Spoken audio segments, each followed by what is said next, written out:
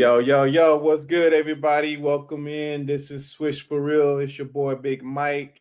And tonight we have our esteemed host, our host, Boogey Bob, as always, but John Yoggi, man. I know. We ain't seen him in a minute. I'm sorry, people. I'm sorry. We got him back. We had to negotiate contracts, all that stuff. So we got him back, man. Yogi, what's good, man? Let the people know what's up. Hey, man, glad to be here, man. Glad to be back on with you guys. Hey, when you don't get the call, I was waiting by the phone. I kept checking my phone to see was it broke. I was like, nobody's calling. I got the call. We back on, man. Contract negotiations, man. We got it all squared out. And my esteemed co-host in the building, Boogey Bob. What's good, Bob? Yo, Boogey Bob in the house. Swish for real. Yes, sir. Man, we had a great season last year, man. And I really enjoy watching basketball, especially here in Dallas locally, because, our Mavs went to the finals, got beat down by Boston. It happens, but, we'll make it again, hopefully, and the West is going to be strong. But, what's going to be really intriguing coming up this year is what's going to the rookies going to look like this year. It's going to be a lot of rookies that's going to be making a name for themselves, just like they did last year.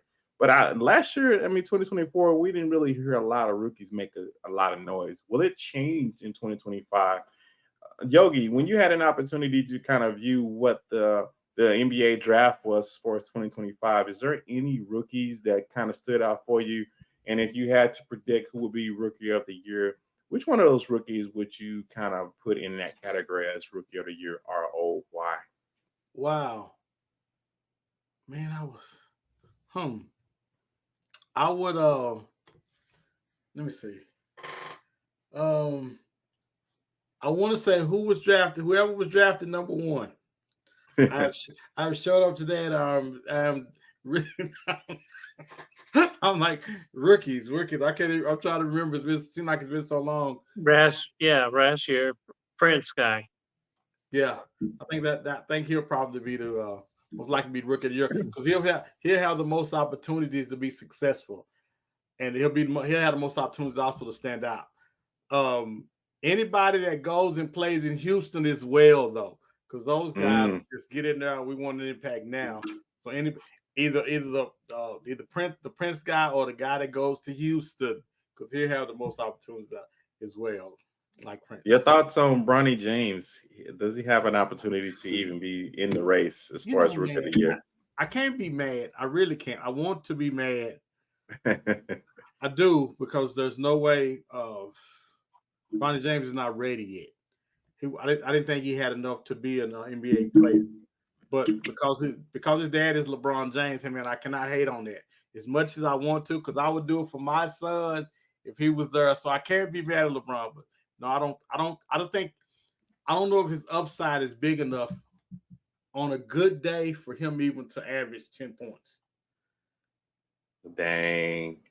So if you can give the audience some of the parameters that make a rookie win the Rookie of the Year, what are some of the parameters that will be as far as them winning that title?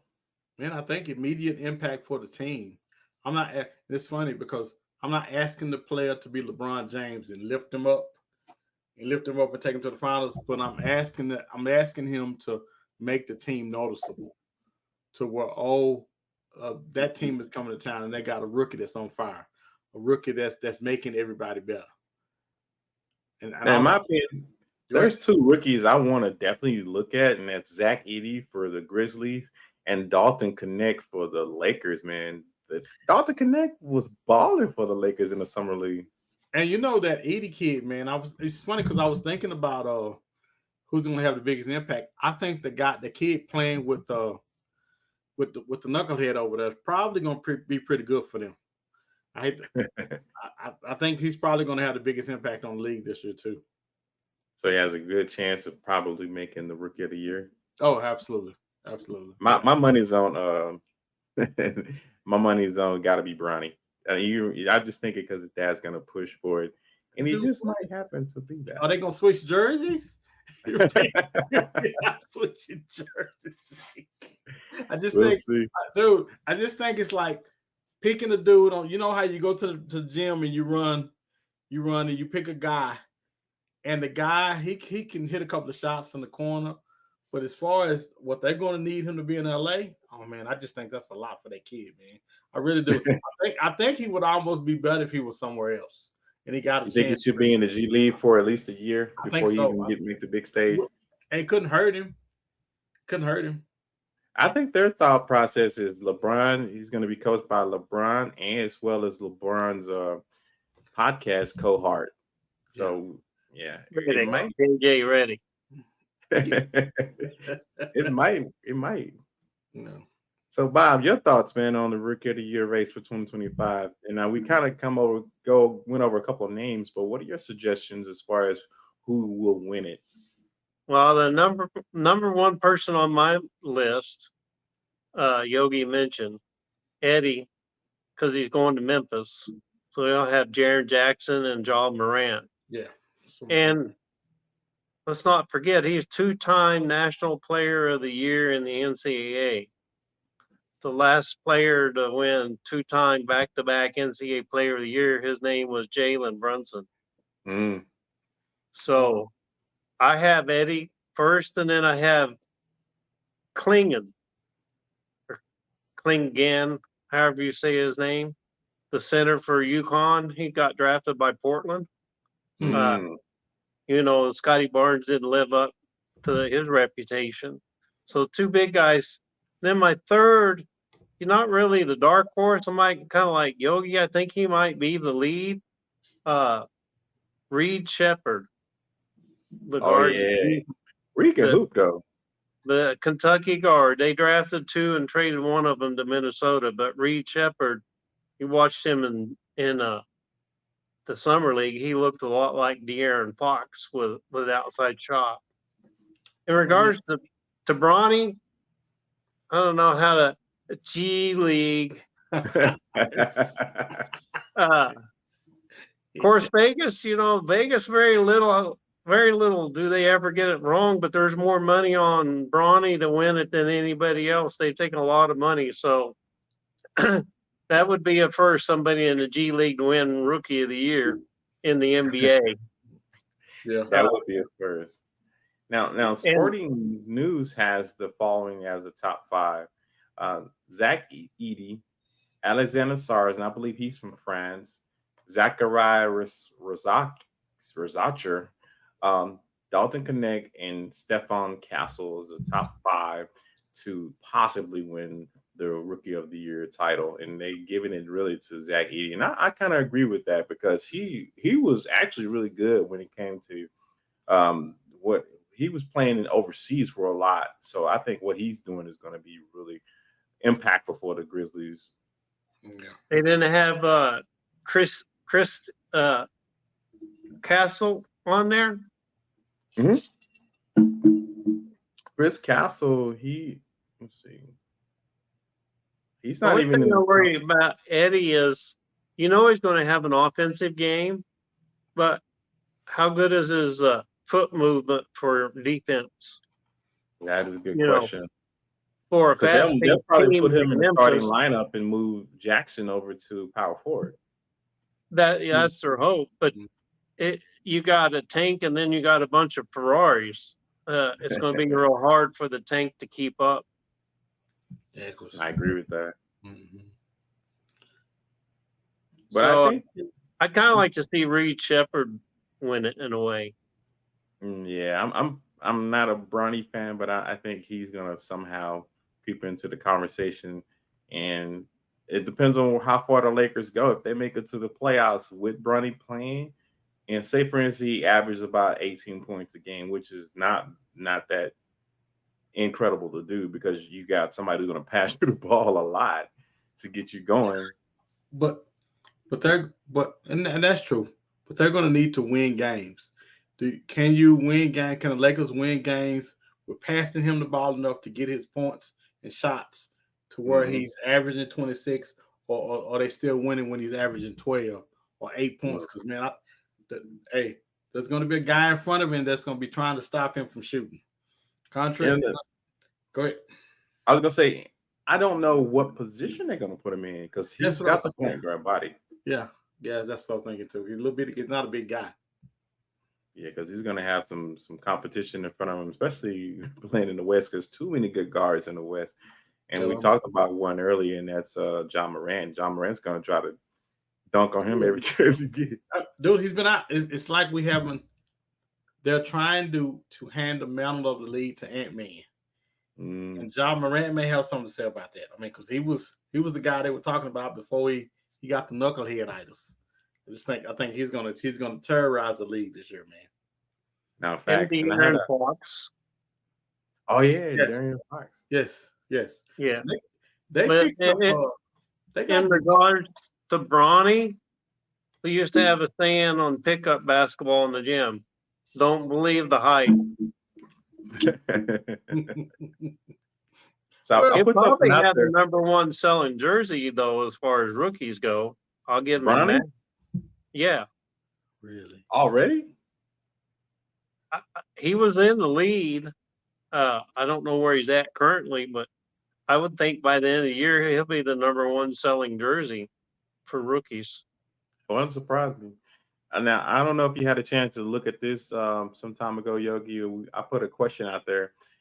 Is Derrick Rose, John Morant, the reincarnation of Derrick Rose? Since we was already talking about Derrick Rose, and a lot of people was like, "Nah, he's not." Man, Derrick Rose was nice, man. Oh my God, that dude, what nothing that dude couldn't do, man.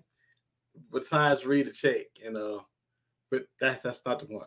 But yeah, Derrick Rose Derrick Rose was nice. I don't know if John Morant had did enough to say that he was Derrick Rose. I think he was well on his way to being Derrick Rose. I just don't know that he did enough consistently. Because man, Derrick Rose killed the league for 4 or 5 years. He was killing the league because he got MVP, didn't he? He got MVP. Yeah, he did. Wasn't he the youngest to get it? Yeah, I remember. Killing the league, man. Killed the league. Out of Memphis when Calipari was there. There is one thing, Yogi, that Derrick Rose couldn't do. There's a couple of things. Stay healthy. Yeah. Well, you're right. You're absolutely right about that. His knees will not hold up. So, is he the version of Grant Hill? Is he a version of Grant Hill? No, I think John. You talking about as far as Derrick Rose or John Morant? Derrick Rose. Well, career-wise, yes, but I think Derrick Rose's career still is going. He hasn't finished his chapter yet. His book is still being written, so I don't know how far he can go. They own the interlude part of his chapter, though. They're past. That book is closed. That book is closed. But it's a fair comparison. I mean, Hill was out 2 or 3 years, and when he came back, he was a pretty strong player, but it took him 2 or 3 years to get back. He was in a lot of the league bunch, man. Yeah. Especially with injuries, though. Keeping with the Western Conference, there's going to be a lot of movement up and down. I don't know who's going to win it. I'm hoping the Mavs will be that one that steps up and take over the Western Conference and go back to the Western Conference Finals and then back to the NBA Finals. I don't know, but it's so much parity right now in the Western Conference. So, Bob, your predictions on who you believe will win the Western Conference, and kind of give me some positions, like as far as who's going to be number 1 through 8, if you have that ability. I do, and like last year, I had a couple throw-in wrinkles. I was spot on with the Magic, and I'm curious to see where you got Sacramento, because I've always that's coming up. Okay, and I even said the Clippers would only go as far as their health, and they had the best health, and they still only finished 4th. And the Lakers had the best health last year. But here's where I got Minnesota number 1, somewhere around 60 wins. I got the Thunder number 2, around 60 wins. You got to remember, Minnesota, Oklahoma City, and Denver were all within 1 game of each other at the end of last year. So, Oklahoma City won't be they won't be able to surprise people, even though they improve. So I got them 2nd. I'm going against Vegas here, but I got the Mavs at 3 with 55 to 57 wins. They had 50 last year. and you've got the players at Gafford and Washington for a whole training camp. I'll get dinged for this, but I got the Nuggets at 4. They got no KCP. Continuous Caldwell Pope went elsewhere, and Chris Braun, they're hoping to take his, but as a season veteran, that's a big loss at the 3 and D position. Mm. Then I've got Memphis with the rookie Eddie, Jim Jackson, and Ja Morant returns. Provided Morant stays healthy, I got them 5th. And I got the team you mentioned, Sacramento 6th, with De'Aaron Fox and Sabonis. So keeping with Sacramento, didn't they pick up what's his name? Didn't they pick up DeMar DeRozan? DeMar DeRozan. Yep, I was gonna just to say that. Yeah. Pick up. So you got them 6. So what could move them up in that ranking, in your opinion? Well, that Fox has only had 1 year where he was totally healthy, the whole year. Mm-hmm. So, and Sabonis to lead him. So I think DeRozan will help fill some of that void. The 4 teams I have in the play-in, these are all going to be surprises. And if Wild Dog was with me here, he'd be shaking his head. And there's a common theme among all 3 of these 4. So I got the Phoenix Suns, Lakers, Warriors, and Utah all playing for the play-in. I got the Clippers missing the playoffs because no PG-13. Kawhi will probably get hurt. Russell Westbrook is way on the downhill side of his career. The common theme, point guard deficiency. Russell Westbrook is in Denver. Plus he went to Denver. But so you look at the Phoenix, Lakers, Utah, the Clippers, the point guard deficiency there is going to hurt them. Warriors signed a couple of players. And then my surprise team, I don't think they'll make the play-in, but my surprise team is CP3 and VW will be the surprise team. And for those who don't know, VW is Victor Wembanyama. That's my surprise team. So watch out for the Spurs. Point guard is going to upscale that VW to a Porsche. So I had a friend of mine who used to hang around the Spurs the last couple of years, and we kept saying all they need is somebody to come in here to show them how to win, and they would be a different team. And I think Boogey Bob, I gotta agree with you. I think the Spurs are going to be a surprise team. I don't know if surprise mean playoffs or surprise mean they're a lot more competitive than they were. But I think Chris Paul knows how to get players better when he goes. I don't know what he's doing, but when he was in Oklahoma City, that team was dogs when he was there. I think it's going to do the same with San Antonio. So sticking with San Antonio, do you think Wembanyama, and this is for you, Bob, will he win the Defensive Player of the Year coming up in 2025?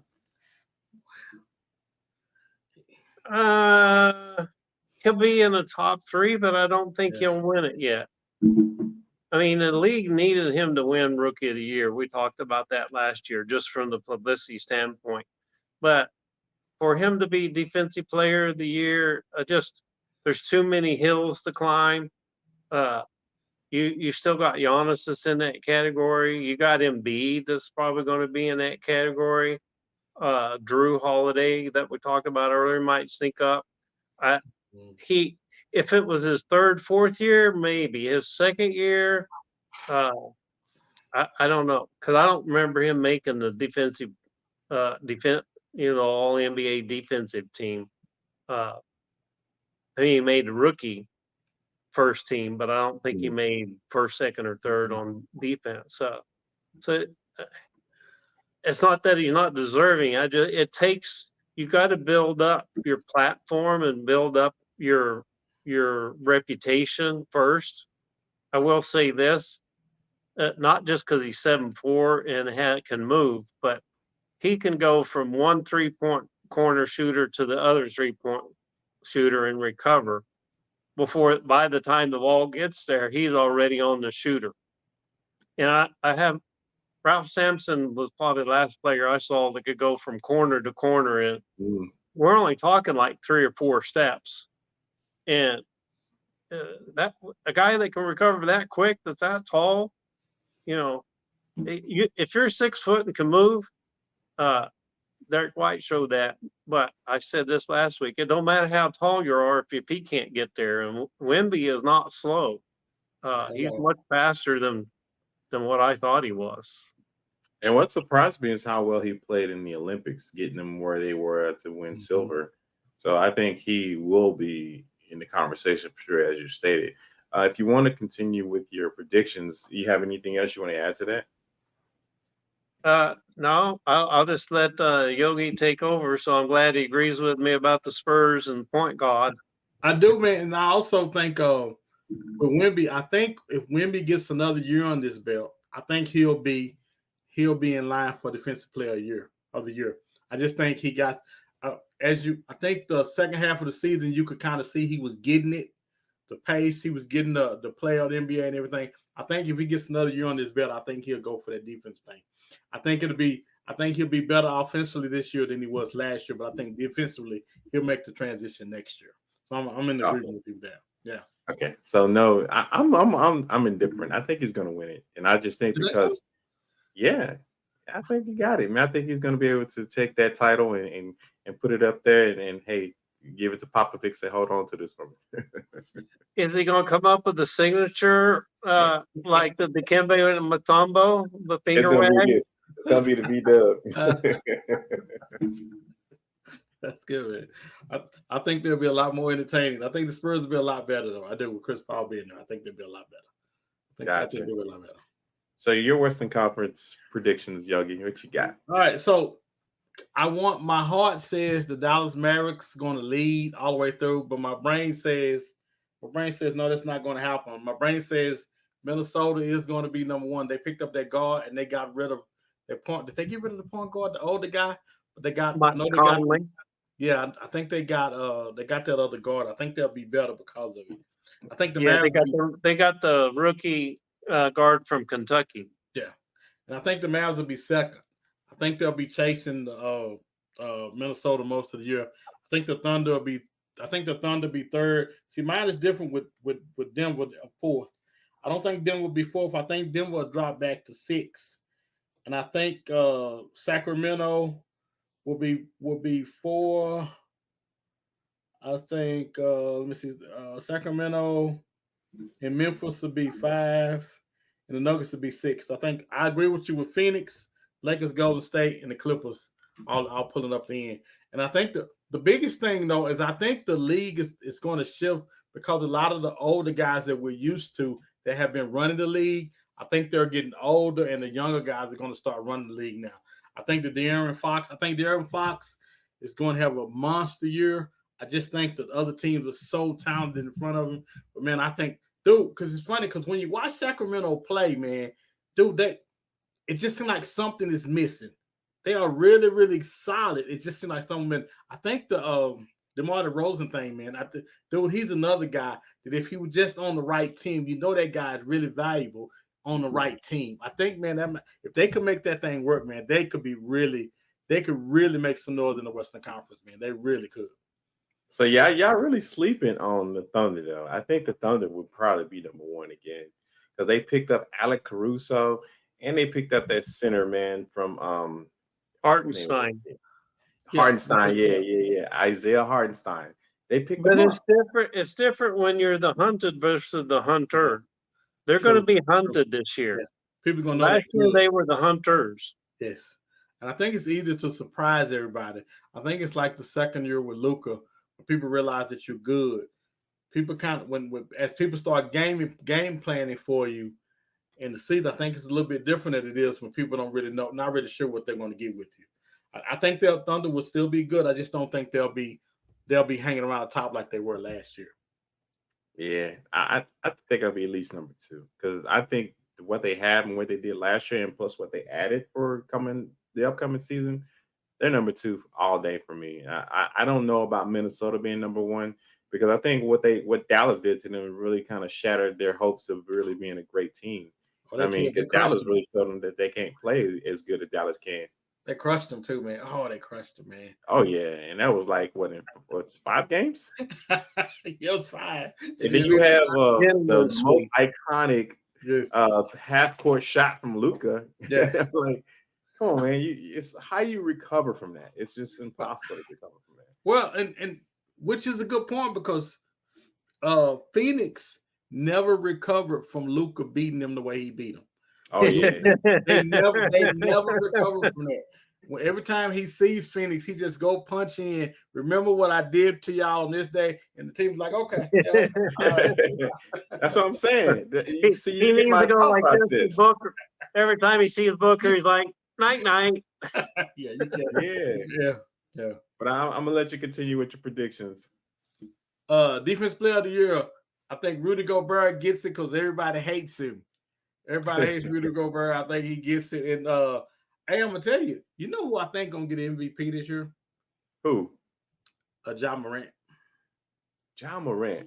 We're gonna put that in bold letters when we post this podcast. Yogi said John Morant. I'm telling you. Watch see. Yeah, we talked about the MVP last week, so every week we cover one award. So,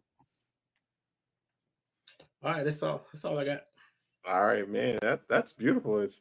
So the Western Conference, man, I still think the Lakers will have something to say. I don't know why they didn't play it to their potential because they got a squad, and then they changed coaches, so I don't know where they're gonna be with all these changes. You got Bronny coming in. That's gonna be a lot of hype around Bronny just playing with his dad, and that's what LeBron wanted. JJ Redick as a new coach. And Anthony Davis coming back, and they one was like 2 years 3 years now since they've been to the championship. I don't know what they can do to 2020. So 4 years in the bubble. So, yeah, absolutely. And I think that was their only opportunity to really win a championship. I don't see they even had a summer off that year to get healthy to play in the bubble for that run. Yeah, I don't see where they're gonna go. In my prediction, I don't think the Lakers are gonna go far. I do see Bronny possibly winning the Rookie of the Year because of who he's playing with. They're gonna give him some numbers for sure, and with that coach JJ Redick, he's gonna put him in the game a lot. But I don't know. I think both of you said they'll be in the play-in, but that's what I see as well. I have a question for you, Big Mike. Do you think Oklahoma City overachieved last year? Hell yeah. Man, they did the damn thing. I mean, like, nobody saw that, man. I didn't even see that. They just came out of like where these kids come from? And you know what? Go back and look at our podcast from last year. I kept saying Chad Holmgren and SGA were going to show up, and they did. Yeah. The other question I have for you is with the Lakers, did they really change head coaches? Because we know LeBron's been the head coach since he got there. They just had different people sitting in the seat. See, man, I don't know. Is that fair, though? I mean, I am a LeBron guy. But is that fair, though? I mean, because if they were winning, would he get the credit they was winning? But now that they terrible, is that rightfully deserved, though? Is that deserved, though? You think? No, probably not. And I'm half serious, half joking. But he is a coach on the court for them. Well, yeah, he is. And he's in his 22nd year, which ties Vince Carter. And if you're going to have, I mean, people forget the Boston Celtics back in the day had Casey Jones was a player coach. Yeah. And, there's something to be said for a player coach. Jason Kidd, Carlisle didn't turn the keys over to him until about the second or third year. And that was a coach on the floor. So, I mean, he may not be drawing up the X and O's and deciding who has playing time and all, but he is a factor. Yes, he is. I think I'll be crazy not to say that. Yeah, I think everybody has to agree that anytime you have LeBron, that's the headache of having a superstar like that on your team. He's not going to be quiet. Nah, and if you could think of another superstar in that type of capacity who had so much say in what the team does, only other person comes to mind is Michael Jordan. Kobe. Oh yeah. Well, Kobe didn't mind being coached. He had a great coach in Phil Jackson. So Phil Jackson So kind did of Michael. What was that? So did Michael. So did Michael. Michael had Phil Jackson as a coach for his 6, and they both had another superstar to keep him in line. Pippen keep Jordan in line, and you had Shaq early in his career keeping Kobe in line. Yeah, but I'm still thinking Michael Jordan had a lot more say so than what Kobe had. Because Kobe emulated his game after Michael Jordan, so I can see why he wanted to be coached by Phil Jackson, and he was definitely taking whatever advice Phil gave to him. And plus, Michael talked to Kobe on a regular just to give him some insight on how to be a superstar in the league as well. So that's my thing. Yeah. So speaking of superstars, man, there's one guy that was a Celtics legend. And actually, his name, he has legend in his nickname, Larry Legend. We're going to talk about Larry Bird. And we're going to start with you, Boogie. I'm sorry, Boogie. We're going to start with Yogi, you first, man. What are your thoughts about the Celtics as far as Larry Bird being a legend? And what was his legacy for that franchise? And I'm pretty sure it was a lot more to his game that I didn't get to see, but give me your thoughts of him being a legacy for that franchise. Man, that dude was a killer.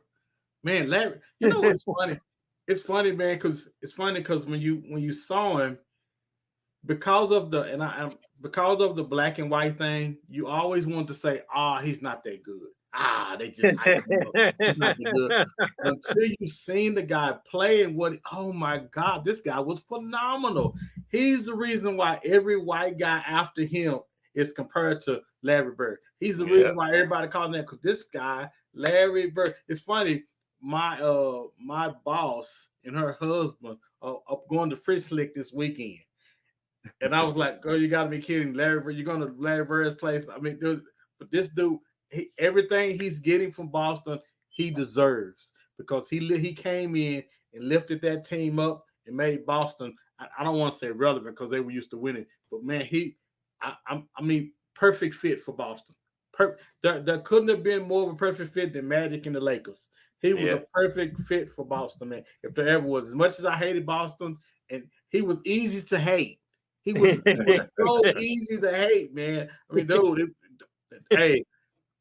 as to one of the greatest things to come out of Boston, one of the greatest to lace him up in Boston that I ever seen. He was phenomenal, man. Phenomenal. If you had to compare him to somebody of current times, who would you compare him to? I don't think it's fair, man. It's you know what? To be honest, as much as I love Luka, but this dude can control the game, man. He couldn't jump. He wasn't as athletic, but I've never seen somebody who controlled the game like this guy did, man. And I don't think it's even fair now I want to say who would be like Larry Bird. I don't know. Dirk.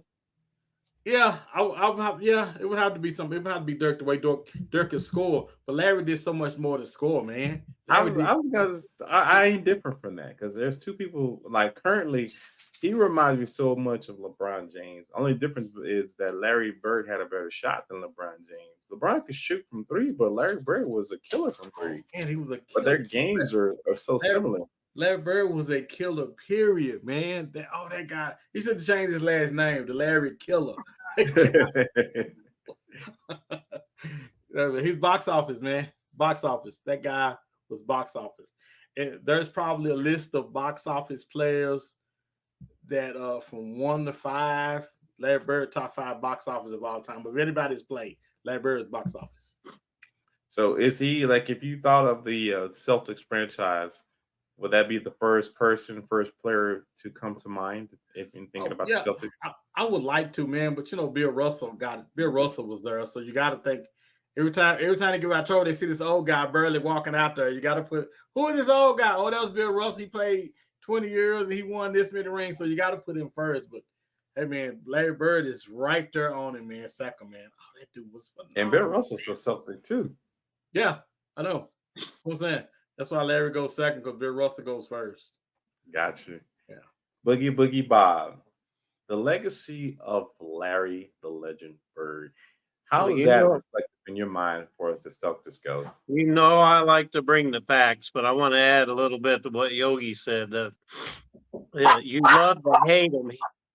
He was in wrestling they would call him the perfect heel, and people the games weren't showed, the finals weren't showed in real time. They were showed later on rebroadcast. I was still in college when Larry Bird met Magic in the NCAA finals, so I had the pleasure of seeing him, and because Oklahoma had Wayman Tisdale, and they're like, "Who's this? Who's this hick from French Lick?" And they asked Larry Bird to respond. He said, "I let my talking on the court do. I let my stuff on the court do my talking." And for those that are on Facebook, just go to the reels and type in Larry Bird. There's a lot of former players. There's even some current players. They talk about the best trash talker in the league with Larry Bird.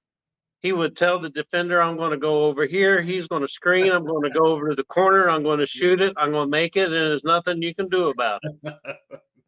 That was Larry the Legend. That's how he got his nickname. But here's some just some cold hard facts.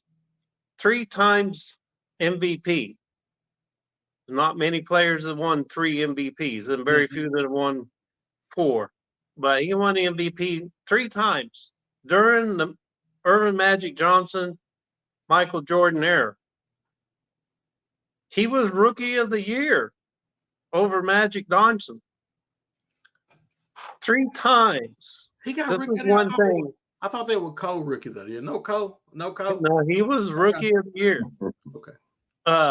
And then this one, when I was looking it up, 3 times he was on the second team all defensive team. People don't think of Larry Bird as a defender. Exactly. But, against the Pistons, he intercepted the pass, read the play before it, and threw it ahead to the guy, and they won that series because of that play. And there was one play where he was falling out of bounds and stole the ball and saved it in. Yeah. But 3 times he was on the defensive second team. He was voted twice for Defensive Player of the Year. His highest finish was 3rd. So most people think of Larry Bird as a scorer, but when you've been on the second team 3 times and you've been nominated twice for Defensive Player of the Year and finishing 3rd, like that speaks volumes. 12-time All-Star in 13 seasons. 9 times first team All-NBA. Wait, hold on. So he was in the league 13 years? 13 years. I was going to say, seemed like the last 3 or 4 years he was in the league, he was backwards barred in the last couple of years he was in the league. Yeah, the only year he didn't make it, his last year he made it. The year before, his next to last year was the only year he did not make the All-Star team. Okay. But you are correct. His back. 9 times first team NBA out of 13 seasons. Wow. I mean, that alone just puts you, for the listeners, this is a tease for you to listen next week. Last year we did Mount Rushmore for different teams. So this year we're doing legacy players in the same order we did Mount Rushmore. But just that alone, that's a heck of a career. Here's his career per game stats. 24 points a game, 10 rebounds a game, 6 assists per game, 37.6 on his 3-point shooting, and he has 3 rings. When they were facing the Lakers, well, 2 of them were against the Rockets, but they faced the Lakers almost every year, and he won 3. When you say his stats, I didn't know he averaged. He had 10 rebounds, but man, that Boston team was a great team, though. That was a great team. Though he was a machine. Though that man was. I mean, you had I mean, it wasn't like he got a lot of touches because you had McHale and you had Parrish. When they weren't shooting, you had Ainge and some others. To average 24, 10, and 6 for a career. Okay. Wasn't Rick Carlisle's on that team as well? Rick Carlisle was on basically a bench player. He wasn't. I was gonna say. But Rick Carlisle is more famous for something other than that, and you would have had to live the period to know. We should do a story on Rick Carlisle. Was it a fight or something he was in? No, he played for University of Virginia. So Ralph Sampson never made the Final Four. Played 4 years at Virginia. Ralph Sampson never made the Final Four. The year after Ralph Sampson graduated, Rick Carlisle takes the Virginia team to the Final Four. Oh, wow. Never knew that. Wow. So, Bob, if you had to compare the Celtics from that era with Larry Bird to the Celtics now with Jaylen Brown and Jason Tatum, how would those two teams compare? Oh, the 86 Celtics would slaughter, just completely annihilate Tatum and Brown. I don't care. I mean, they play defense, and the game's faster paced, but you're talking about Kevin McHale at 6'11", Robert the Chief at over 7 foot, Larry Bird at 6'9", 6'10", Danny Ainge. It's like there's four Hall of Famers right there. I don't even remember the other guard. I was a Sixer fan. You talk about hating somebody. I love Magic, but hated the Lakers and being a Sixer fan because Mavericks weren't around yet. Hated Boston. Yeah. It's kind of like a Cowboy fan hates Brady and the Patriots. It was too easy to hate Boston. It was too easy to hate Boston. It was just too easy. They would be there. It was just too easy, man. Too easy. But when a player can tell the other defender, here's the play, and I'm going to go over here, and I'm going to shoot it, and I'm going to make it, and there's nothing you can do about it. And I heard this because I had the privilege of getting to see him. They said, well, he always goes to his right. I said, yeah, but you can't stop it. And it wasn't that he was fast, but he was just very clever. You couldn't stop it. He'd tell you exactly what he was going to do, and you still couldn't stop it. I remember a particular play with Charles Barkley. I think they were down by 2, and Charles Barkley was trying to guard him. And Larry Bird was running off screen, and Charles was behind him, running. And Charles dives at him, and Larry gets the ball, looks down at Charles, takes a step back, man, and wow, boy, hit that ball through him. Money. I mean, dude, this guy was clutch. If I tell you, when you talk about a clutch shot maker, this guy was clutch, man. Like, the NBA has never seen. I don't think a guy, Steph would come, dude. He's the only guy that I know would come close to Larry. I was going to ask you that same question though. Like, you were saying you ran off the screens a lot, Yogi. Is that a fair comparison of how Larry Bird played that then is how Curry's playing now? He was. Oh man, that dude. Man, that dude couldn't miss, man. That dude was clutch. He could write it in, man. He could write it in 24. He could write it in because that dude. Oh man, he was clutch. He was clutch like Steph is today. You know how we expect Curry to do something. He was and he was talking noise. And I think it's something to be said for a guy that can talk noise to you while he's doing it. You know, it's something about that, man. Like, well, you're not gonna talk to me bad and beat me bad. I remember him saying one time, I don't know who he was talking to. Hold on just a second. But I don't know who he was talking to. He was talking to somebody, and he said, "Are you gonna put this guy on me?" I think he was talking to like a black guy. Dan Marley. He put Dan Marley. He said, "You gonna put this white guy on me?" And Dan Marley was all defensive team. He like, I won't kill him. But Big Mike and Yogi, y'all might or might not remember this, but there was a famous McDonald's commercial about through the glass, off the scoreboard, on the floor, nothing but net. Yes, I remember that. I remember that commercial, right? Yes. And he's like, no dunking allowed, and they're about setting that off a freeway through the freeway, off the building, down and in through the window, off the backboard, nothing but net. And then someone comes in and eats the Big Mac off the. So that's what that was the character of Larry Bird. So when you talk about Steph Curry, yeah, he's got his own character, but they're not making any McDonald's commercials about Stephen Curry. Now, facts, man. I didn't get into NBA until I think I discussed it before, into like the time that the Mavs played against the Lakers back in the 80s when they were in the Western Conference Finals. That's when I first started watching basketball. Derek Harper dribbled the ball out. Didn't he dribble the ball out? Yeah. I still have my game stub from 1984 in that playoff. That's in 86 and 87. Wow. Yeah. But for Larry Bird to win 3 MVPs and to win 3 championships during the Magic Johnson, Michael Jordan era, I mean that and the Detroit Pistons, right?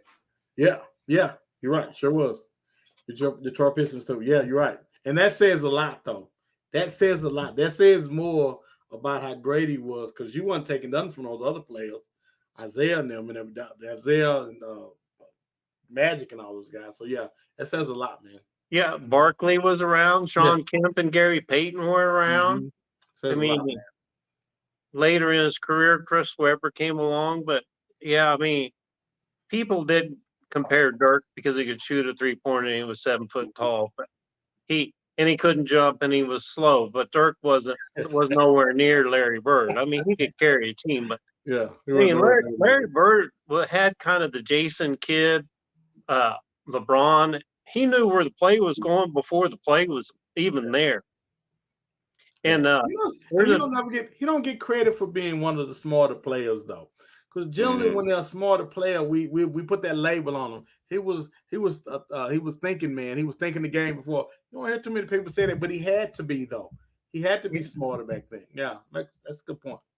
And he there's been video about him and of course his trash talk and all that. And most of the players, Barkley included, they like, who did you hate guarding? They're like Larry Bird. Oh man, because you couldn't guard him. They're like, you hated guarded him over Michael Jordan. Is like, well, Jordan might posterize you. He goes, but you couldn't stop Larry Bird. Larry Bird was a way better shooter than Michael Jordan was. And we'll talk about Michael here in a minute. But he saw the game in a way, and he coached. People forget that he was a coach, and he was GM for the Pacers for a while. Yeah. Soft-spoken, like I said at the start. He let his play on the court do his talking. And I still think he reminds me of a not so athletic LeBron James with a shot. So that's I don't know why that comparison sticks in my head. But Joker's probably the closest you have to a Magic these days.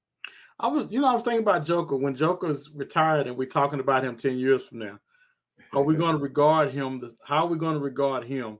Because he's getting his MVPs in a league where we got LeBron, and we got but Joker is by far one of the best Euros we've ever had. Yeah. Yeah, if he wasn't a Euro, if he came out of AAU, small college, Larry Bird actually played 1 year at Indiana and left. Coach Bobby Knight went to Indiana State. So if Joker had that pedigree, I think we'd be talking different about him, because everybody has to put that Euro tag around Joker, and Joker's just a player. I don't care where he comes from; he's a player. Guy can ball. I think what's going to make his legacy, as far as Joker goes, relevant is if he wins another championship, and I don't know if he's going to be able to do it, considering what's the West is looking like. He won't. What about if he get a gold medal? Will he? See, because I think they'll be due for a gold medal next Olympics, and that's Serbia, right? Mm-hmm. I mean, France may have something to say about that. We might have to do a podcast on that one because France is I mean, and then you got to look at what's going on in Africa. Those kids Oh yeah, came they to come. Yeah, play. they coming. Yeah, they coming. Yeah, so I don't know. I don't think they'll be due a gold medal for maybe another two Olympics. And it depends if he stays with. I mean, he's want to get into horse racing more so than basketball, so you True. never know True. with Joker. Mm-hmm. But anywho, so I mean, there's been some great players back in the day that were actually like some of the most phenomenal ball handlers, best handles. And they just like show you up. I can speak on a lot of players that had some great handles in the day. I want to go to you, Yogi, in regards to the current players. And Okay. I know you probably, I examine the game a lot because I'm a former coach. I used to coach, I think you guys already know that I coached basketball back in the day. But when I think of handles, I think of kids who don't get ripped, who can get by you, and then they have great footwork to add to that. If you think of any current players that has those tangibles, Yogi, which ones you would want to talk about most as far as having the best handles in the league currently? Well, I think it'd be hard to talk about for me to talk about basketball without saying Kyrie. Kyrie is known for he's around the league for having the best handles. I don't know if that's necessarily true, but he's people revere him as having the best some of the best handles in the league with some of the things he can do with either hand. With either hand. So I would have to say Kyrie would definitely be one of the guys that you Boogey Bob, who you got? You got somebody?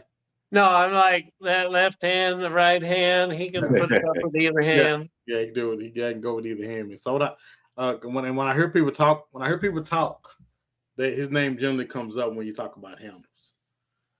So you don't think about Curry? Curry has some. Well, I mean, I didn't think his handles was good until I started seeing examining how he dribbles, and when he's when he's on the ball, he can handle it. And he can handle Not the saying ball. he's better than Kyrie though. I've seen him make Chris Paul look like this dude was just doing everything with the ball. And Chris was flailing and falling like, dude, stop, time out, coach. So yeah, Curry. Hey, let me say this. Curry is one of the all-time greats.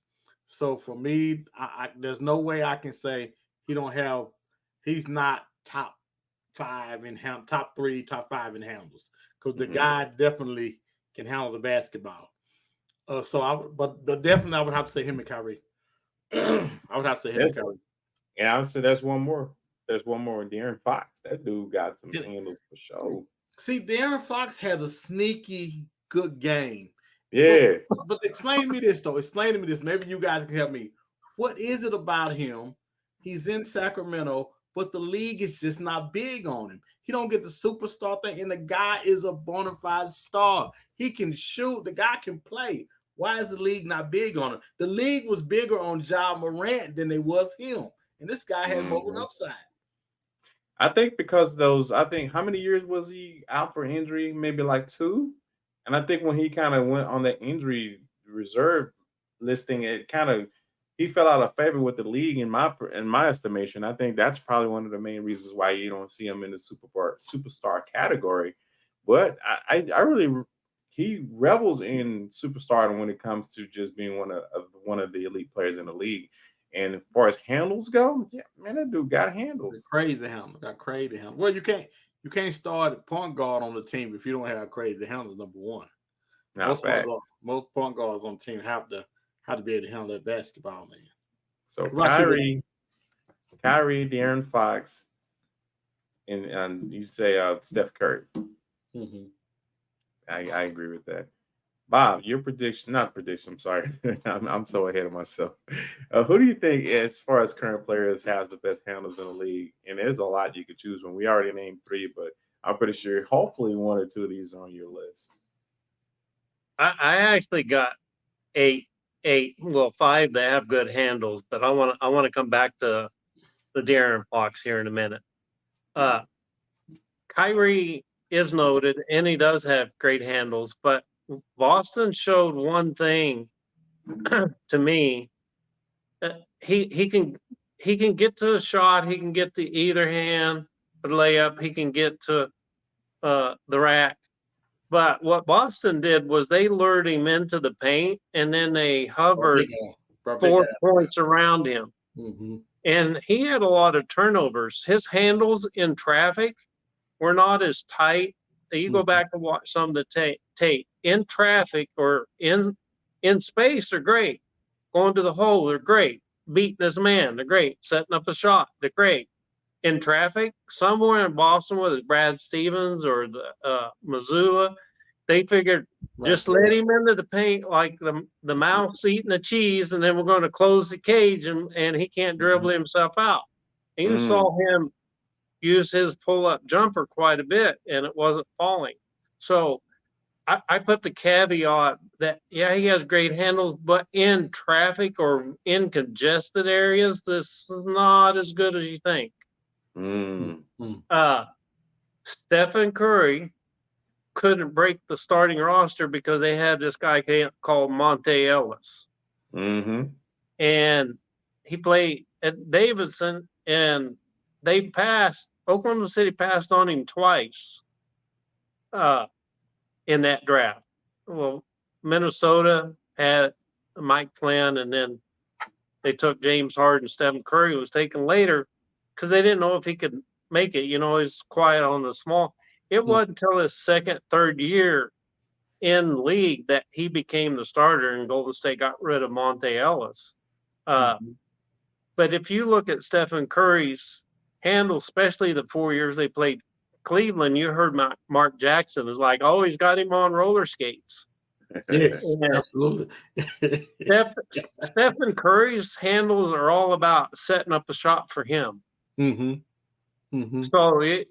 I put him in that category as the handles to set up his own shot. It's not necessarily to set up some other player's shot, but because it sets up his shot, it does free up other people. But a point guard with handles that can beat their man, then now it's 5-on-4, and they're using their handles to set somebody else up. To me, Stephen Curry's handles are to set up his own shot. Okay, makes sense. And the next two players I kind of put in the same category. Luka and Jalen Brunson both have really good handles. I don't want to argue Luka, but man, Jaylen Brown was picking his pocket, dude, in open space like it was nobody's business. Predictable. He was predictable. He always goes when he gets double team or he backs up, pulls one defender, or he does a reverse dribble. And he had his tendency. Jaylen Brown was setting on his tendency. So, like when I played, I couldn't jump higher than anybody else. But if I jumped before they did, I could get to their shot. So Jaylen Brown, he knew where he was going, and he just made the move. So did Drew Holiday. So they trapped him into his favorite move, and they were waiting on the move. Luka, they always talk about, oh, he's not fast. So, well, you don't see anybody running him down from behind in the open court. That's what I always tell people. And the other day said, well, he's got great deceleration. Well, you got to have some speed if you're going to decelerate. He had. You can go back and watch it, Yogi. I put up a short video that's got him and it's got Rudy Gobert on the Saturday Night Fever dance floor. He put Rudy Gobert on roller skates. But Jalen Brunson, his dad was a coach. He was, as I mentioned earlier, 2-time straight college NCAA Player of the Year. Jalen Brunson has always had handles, and he's kind of adapted a little bit of Luka's game in that regard. So early on you saw people, Jalen Brunson's not that big. Luka can use his body and his big and his height to shield, but Brunson, he's not much bigger than JJ Barea, but he's got good enough dribble that people, he keep people from getting to it. And if they do, he can recover. Now this last guy, most people don't think of as having handles, but when he played in Houston, the highlight reel, you always saw the defender falling on the floor. James Harden. James Harden. James Harden, man. And they pull back, and they pull that ball back, and they do this. Yeah. His snatch, we call it the snatch back. But when he snatched that ball backwards, the pullback move, it was like Allen Iverson's crossover dribble. It was like guys are backing up, and the next thing you know, he's going in, and he's like, excuse me, let me shoot this, and then I'm just going to walk over the top of you. And defenders, I'll do this. This is a zigzag. Defenders would go like this, trying to guess which way Harden was going. When Harden was going this way, just north and south. He used his head, his shoulders, and all that, but his drive was straight on. If you go back and watch the tape. I want to address De'Aaron Fox, though, because I got these three players. I don't consider them to have great handles. What I consider is they have great speed. They can dribble in open court. They can outrun people. And that's a talent to be able to dribble ahead of the ball and run full speed. So Fox, SGA, and John Morant are speed dribblers. They're not necessarily great handles, but their speed is what gets them.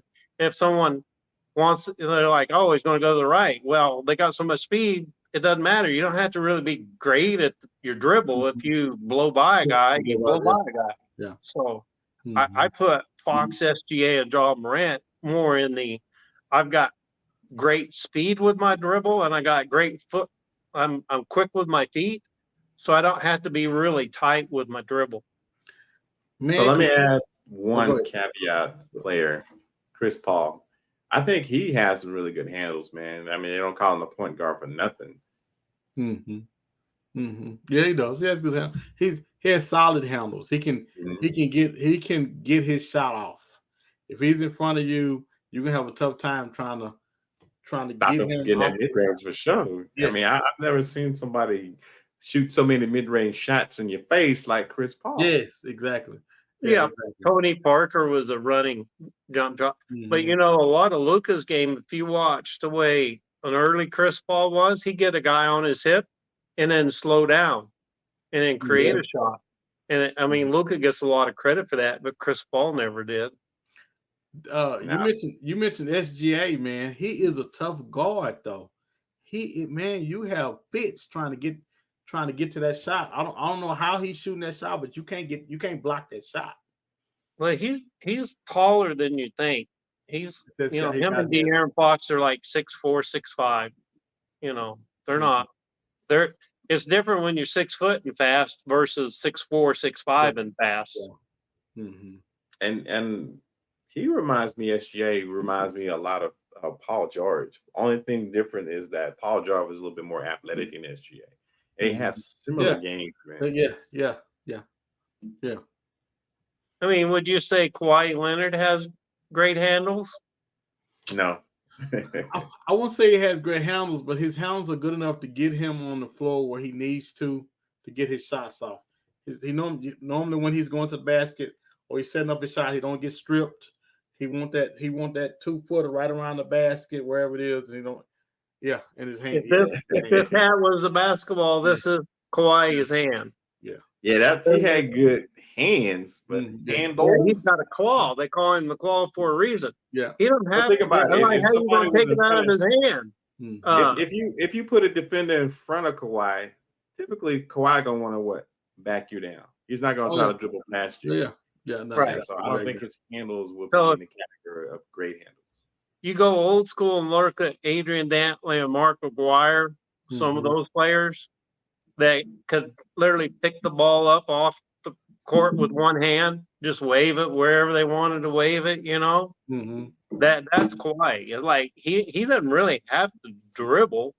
He long arms and a claw, like you're not going to rake it out of his hand. Nah. He'll show it to your face like Michael Jordan did. Oh, yeah. Right. And speaking of Michael Jordan, that is the next topic of conversation. I want to know and we're going to start with you, Bob. If Michael Jordan was in this era playing with these kids nowadays. And there's only one person I think that we can emulate as far as who Michael Jordan would be comparable to if Michael Jordan was a rookie coming in the league now. He would be, to me, Kobe Bryant. And that's basically what I'm thinking. But if he was playing in the league now, what percentage of points, or how many points do you think he would score a game in today's NBA, Bob? Well, first, before I go into this, Yogi, if you're hungry after I get done with this, I'm sorry if I don't leave any meat on the bone. Take your time. Take your time, sir.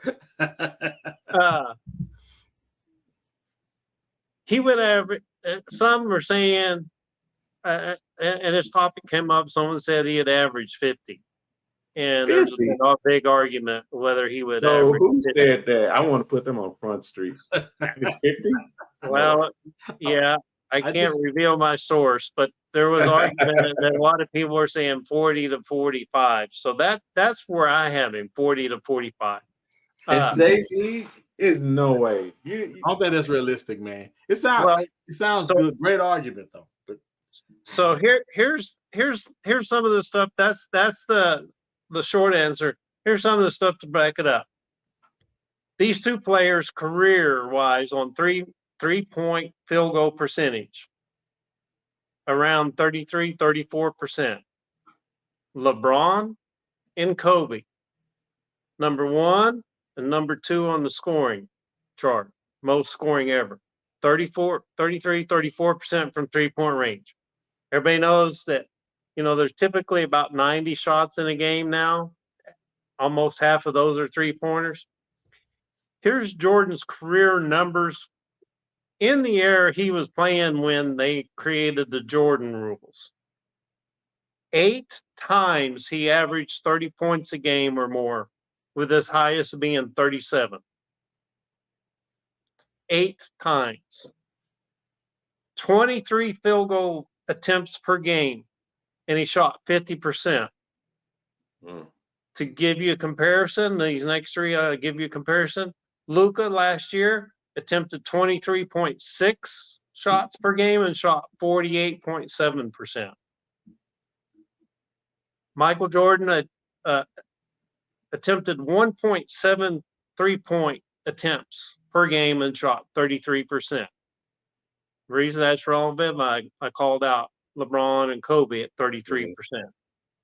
Luka last year averaged 10.6 3-pointer attempts per game and shot 38%. He shot 10 a game? In a game. I know everything. He's throwing them up. Free throw attempts. That's Curry numbers. Wow. Free throw attempts. Michael Jordan had 8 average for his career, 8 free throw attempts per game and shot 83%. Not bad. Luka in his last year, 8.7 attempts, 78%. That's horrible. Luka averaged what, 34, 35? So when you break it down, in today's era, Michael Jordan would get 4 to 5 extra attempts a game. At shooting 40%, that's 4 points. He would get at least 2 or 3 extra 3-point attempts a game. And shooting at 33%, that's 3 points. So that's an extra 7 points a game. His highest average was 37. He had a couple around 33, 34. You add 7 to that, now you're in the 40s, 40 to 45 a game. But now, okay. I think this is what people don't understand. I think you make a really good point, and the only reason I want to cut you off is because I think the team that Michael was on did just as much for his scoring average because they did everything else. Mike didn't have to do anything but scoring. If Mike played now, he would have to be on the team that did the same thing, or he would have to do more. He'd be called on to do more. I think I agree. I agree with you, but you know that he was Defensive Player of the Year once, and it was on the Defensive Player. That always gets me second team. But how you gonna be the Defensive Player of the Year when you guard and off guard, the guy that handles the ball that can't shoot. Mike played in no man's land. Every time, tell me, please, God, tell me I'm wrong. This is a big to me. Mike got defense player of the year off of reputation. Mike wasn't shutting anybody down. He didn't have to. That's what Scottie Pippen did. Because certainly, if he was guarding the toughest player on the other team, he wouldn't have been scoring like you can't do it on both ends like that and score 30 points or 20. Yeah, that's what Paul George said when they asked him how many he would average. He goes, "It's tough to defend like that." But LeBron didn't invent the chase down block. Michael Jordan invented that because he had supreme speed and athleticism, and so if a player beat him, he would just come up over the top of him, pin it against the glass. Whoa! Who? What? I do not remember Michael Jordan having to chase down block. I remember Reggie. What's the guy name? Giannis did it in the NBA Finals. The guy against the guy blocked Reggie Miller. When Reggie Miller was what's the name? The light skinned guy. Oh man, John Starks. No, it was the guy. The guy was on Detroit.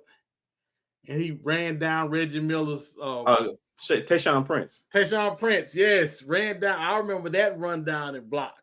But I never remember Michael Jordan. I never remember Michael Jordan doing it. I never remember him having. So you saying Michael Jordan was the first one to have a play like LeBron, where he ran to the other end and got the guy? Michael Jordan did that first. Yeah, but you have to go all the way back to about 84, 85 when he was rookie in the league.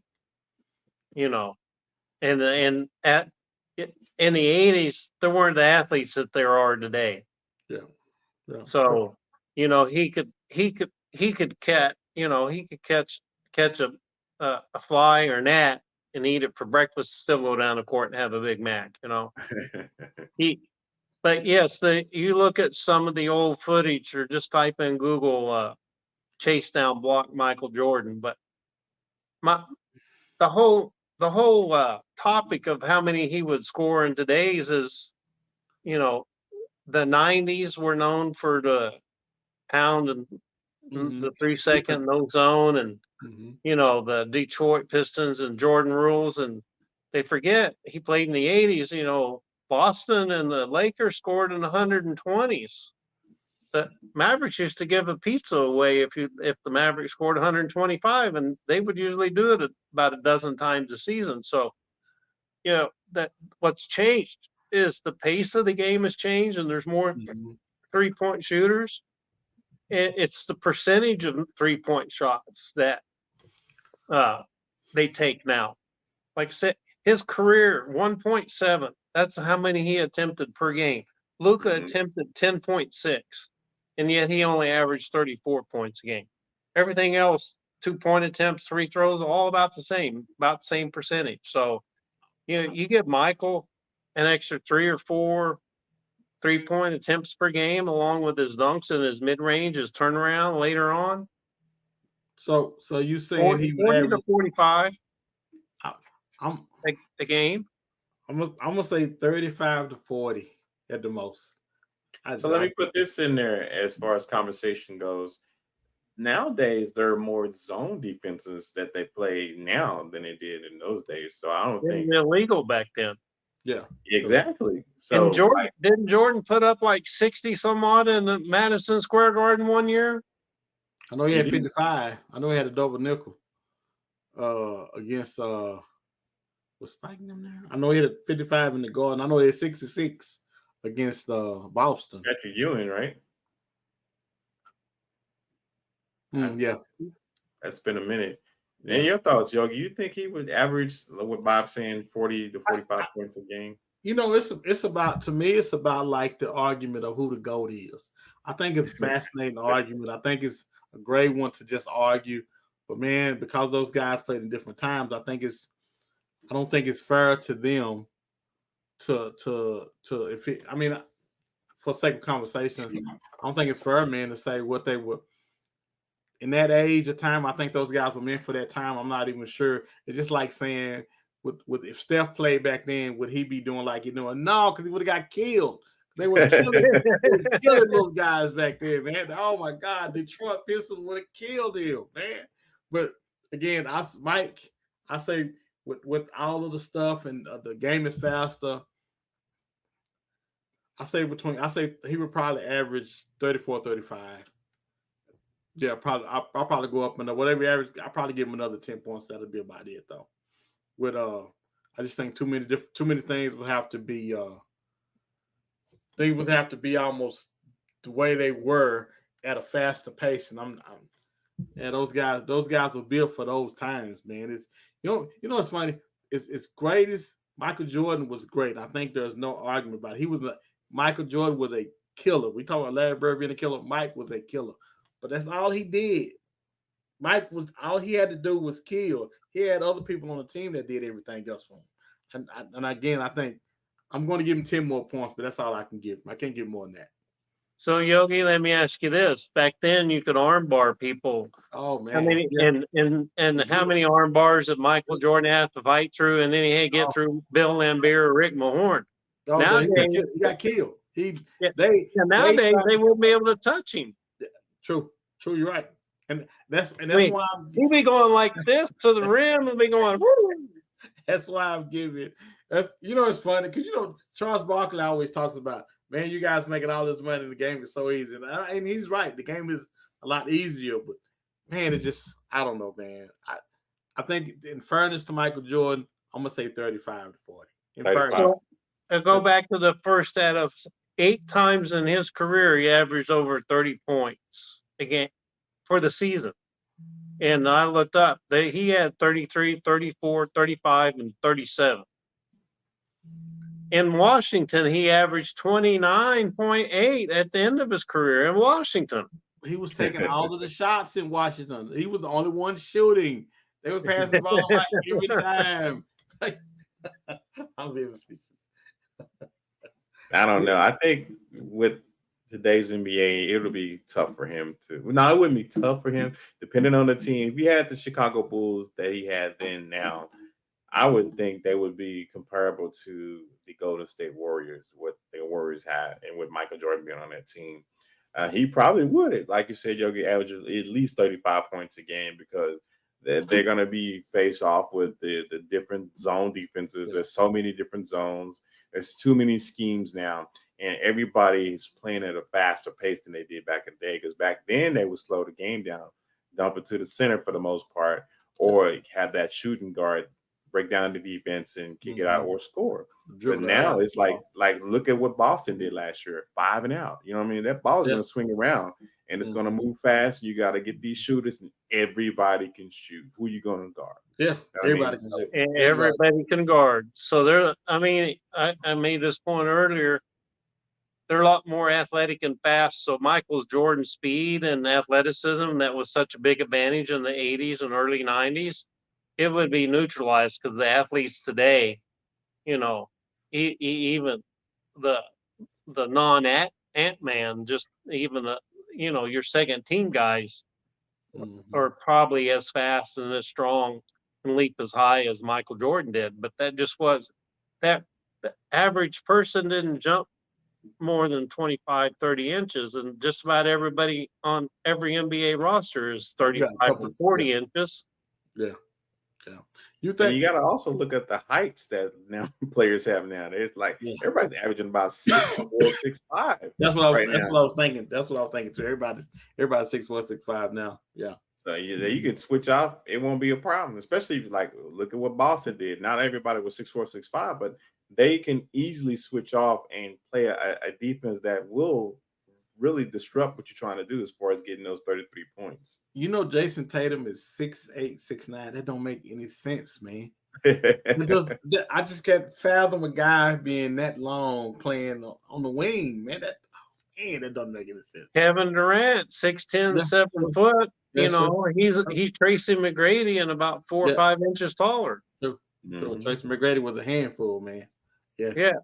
I mean, if you think of the style of game and play, Vince Carter, his cousin, and Tracy McGrady were kind of Kobe or MJ-esque. Yeah, that's a debate we're going to have on the podcast, the career of Vince Carter, because everybody's kind of knocking him out. Especially Gilbert Arenas was talking about he was lazy in essence. You know what? This is what kills me about Gilbert Arenas' pot. Oh my God, this guy. How can you critique the league for not playing defense when that was your whole career? Gilbert never played defense. All he wanted to do was shoot. All he bragged about was when he scored 40 on Kobe. And now that he has a podcast, all he does is critique the league for what it was. And he was a part of that. You can't critique it. You was a part of it. You made it what it was back then. He wore number 0 for a reason. Exactly. Exactly. He wasn't a 1 or a 2. He was a what they call a 0 guard, you know. Yes, exactly. And he dubbed himself Agent Zero, which is interesting. But we're definitely gonna have to dive into the career of Vince Carter. I want to probably put that on the list for next week's show. And Yogi, if you have time next week, we'd love to have you back on. Yeah, let me get with the wife and see what the schedule is for next week. I always gotta check with her because I come downstairs and she have my clothes laid out on the bed like, hey, this is we going tonight. Okay, so I always gotta ask her, man. But yeah, I love to be back, man. I'm available, man.